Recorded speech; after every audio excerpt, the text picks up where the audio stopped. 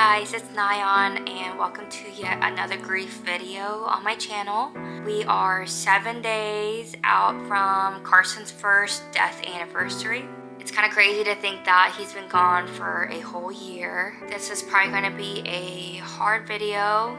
If you're new here, welcome to my channel. I post a lot about my grief on here and just my journey with losing my son Carson. And I will be posting other things besides grief, like beauty related things. This past one I posted about my microblading journey, which is like an eyebrow semi-permanent tattoo. And I plan on posting videos about my health and fitness. I used to compete in bodybuilding shows and plan on doing that this year, so I'm going to be vlogging about that. A little brief backstory on Carson. He passed away when he was 11 weeks old. He didn't wake up from his nap, and I have a special video on my channel where I go over exactly like what happened that day, just kind of like from the beginning to the end. He passed away April 13th of 2023. So this upcoming Saturday is his 1-year death anniversary. So this past year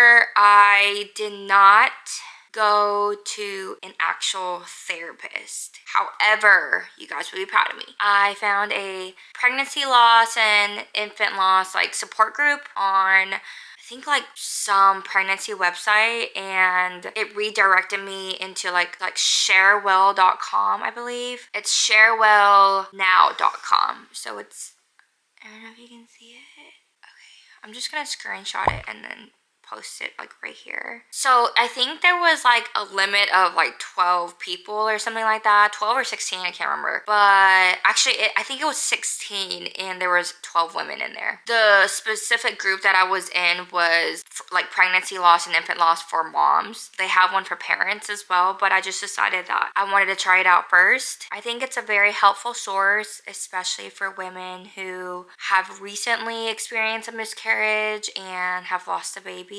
However, I'm not sure if I felt like it helped me as it should have. I'm not too sure. Maybe I'm just wired differently or I'm just crazy, but I didn't feel like it helped me the way I wanted it to or expected it to, but I do think it's a great source and I'm glad that I did it. At the end of the day, I'm glad that I tried it out, and I know that there are support groups out there like that. I do plan on finding a therapist that I can go see every so often, whether it's like through video chat or in person. I just haven't taken that like step yet, and I think the reason why is because I've been coping okay with everything, especially because I've been going to church and going back into the gym and just doing things to feel like myself again almost. The thing is, like, my life is never going to be the same, and you'll hear me say this in like every single grief video. Time will keep going, but like I'm always gonna like continue my life without the son that I grew in my belly. And sorry if I'm talking weird in this video. I think the reason why I'm talking weird is because, or maybe it's just in my head, but I think I'm talking weird, and it's because I'm trying so hard to like hold back my tears. And I brought Carson's bunny with me, so each of my babies have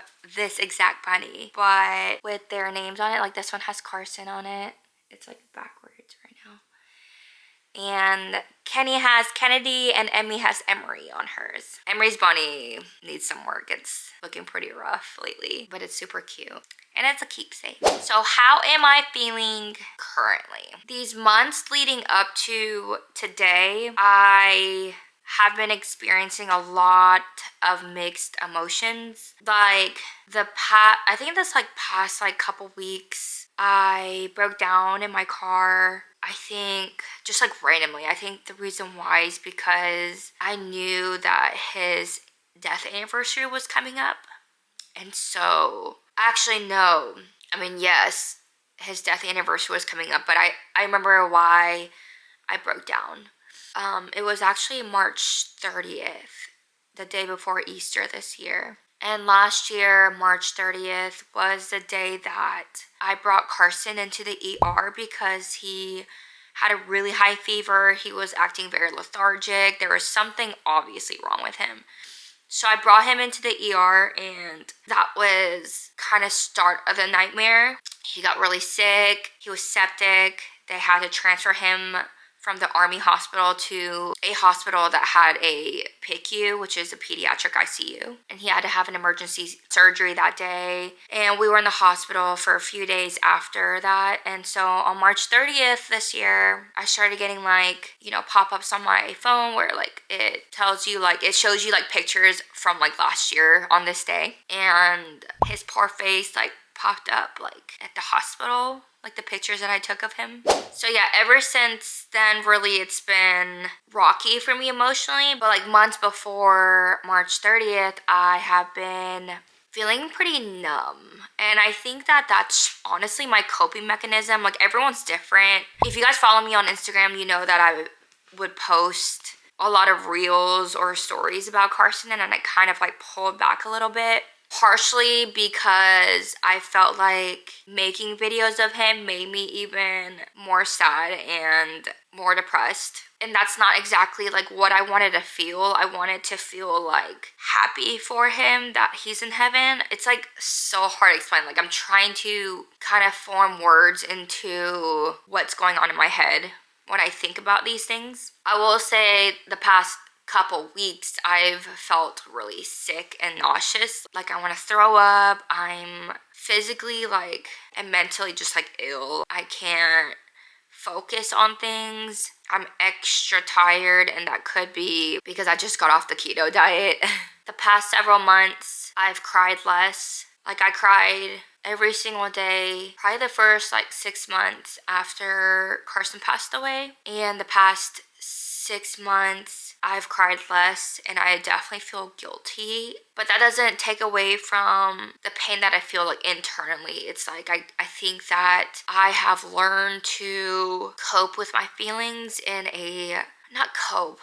I think I've learned to handle my emotions differently than just crying. Like I still go into zombie mode, so I'll like really suppress myself, my feelings, any kind of problems that I'm experiencing mentally. I'm just going to ignore them, which is obviously not healthy. I understand that. But this is just like what I've been doing. I've been ignoring my issues, ignoring my problems, just ignoring the fact that my son is dead, I guess, and pretending that life is okay because I have to keep moving forward for Emmy and Kenny. And if you've ever experienced grief, then you know that grief is extremely paralyzing. When I get in these moods where I do want to just cry and let it out and completely like immerse myself in my grief, I don't feel like I can do anything. I don't think that I can cook for my family. I don't think I can leave the house to go do photo shoots and make money and help with bills. I don't think that I can even function physically, like go to the gym or even think about doing anything that will even slightly make me feel like myself, because when I'm feeling immense grief, I literally cannot think of anything but that day. I don't even know if that made sense. It's like hard to record sometimes because I'm like, wait, did I explain that correctly? Should I delete this clip and then try again? Basically what I'm saying is when I am paralyzed with my grief of losing my son, nothing else is going to get done. My girls aren't going to get taken care of. I'm not even going to get taken care of. Vince isn't going to get taken care of. The dogs aren't going to get taken care of. The house isn't going to get taken care of. And that's not feasible. I think there are appropriate times for me to cry it out and let it out. But I give myself like a time limit now because I just know that because of my faith in God, I know that Carson is in a better place. This is really hard. I mean, I can't even believe that it's been almost a whole year since the worst day of my life here on earth. I don't ever want to come off like I'm doing so great. My life is just back to normal. It's just perfect little family, perfect little life. Like my life is not like that at all. I'm hurting so deep and I am in a lot of pain. But I know that my family needs me and I have to be here. You know, I have to be here. I need to be present because me crying and sulking every single day isn't going to bring Carson back. I brought a whole roll of toilet paper.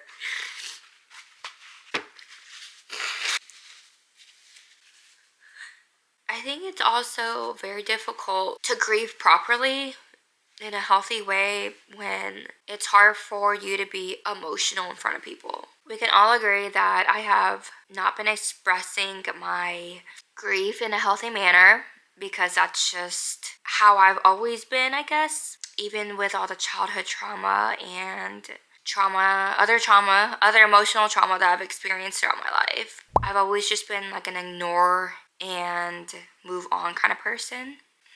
I don't like to feel negativity or be around negativity. I like to try to pretend that everything is good if that's what I have to do to keep pushing forward. But instead of fully ignoring the issue, I've been really giving up all of my problems up to God, and I think that's why I've been feeling a lot more relief, I guess, in a way, than I usually would if I were to just like ignore my problems. And I want to go over some things that have really helped me cope with losing Carson and just help me find a bit of happiness again. I've been going to church and diving deep into Christ again, and I think also being grounded in my faith and knowing that Carson is in heaven, like there is zero doubt about that, has brought me so much closure over the past few months. Although it is a very unfortunate and extremely tragic situation, there is so much peace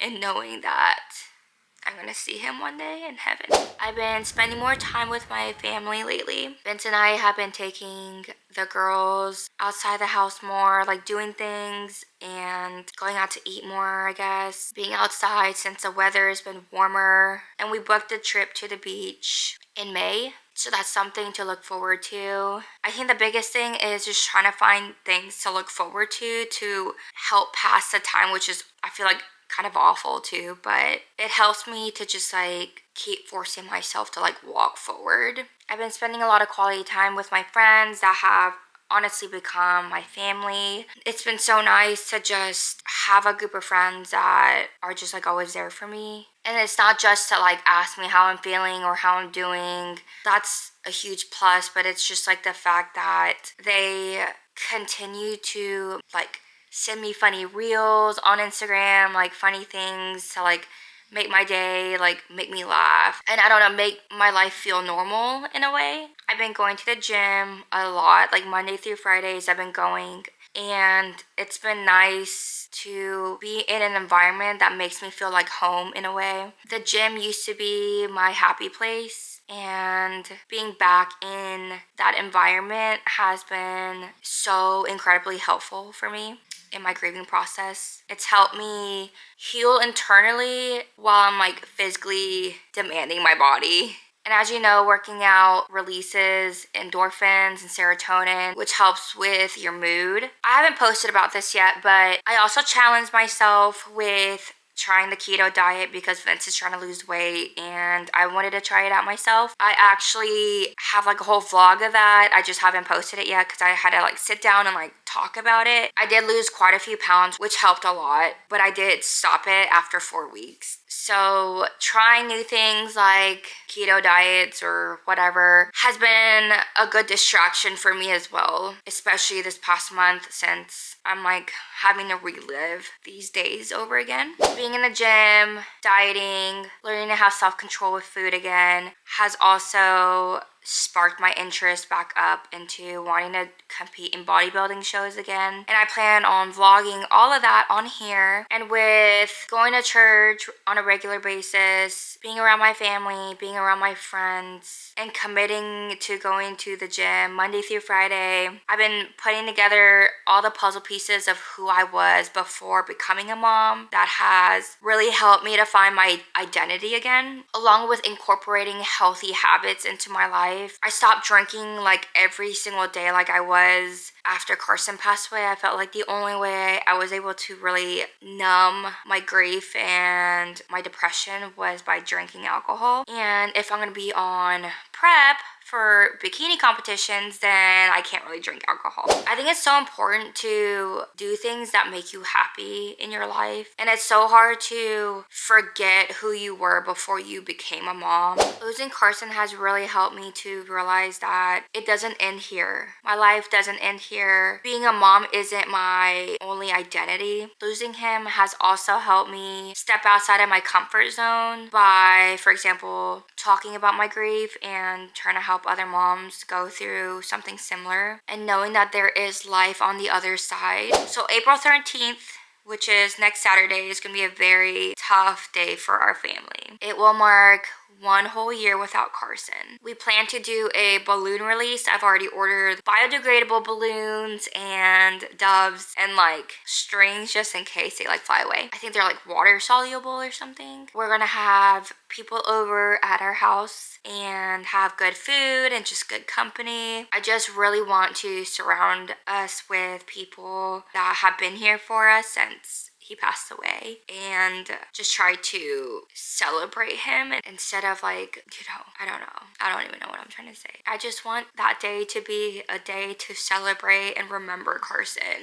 Even though he was only here for 11 weeks, he was such a beautiful baby boy. He was so calm. He was always happy. He smiled so big, just had the chunkiest cheeks and body. I felt like he ate like nonstop. He was so loved. For sure. I know that if Carson was here right now, things would look so different. But I'm so thankful that he was here to show me so much love, that I was able to be his mommy. I already know I'm gonna be so nauseous. I'm going to probably be unwell. If you have any other suggestions besides doing a balloon release and having like food and drinks at our house with people over, then please leave me a comment. I don't think it's too late to order anything. I don't want this day to be like a funeral. I want it to be more of like a day where we just remember him and tell him that we're thinking about him. I'm not sure what other moms do that have lost their baby on their death anniversary, but never in a million years did I think that I would ever, for one, lose a child, have to plan my son's funeral, celebrate his first birthday without him, and now having to plan how I'm going to celebrate his first death anniversary. Thank y'all for watching. I'll see you guys next time.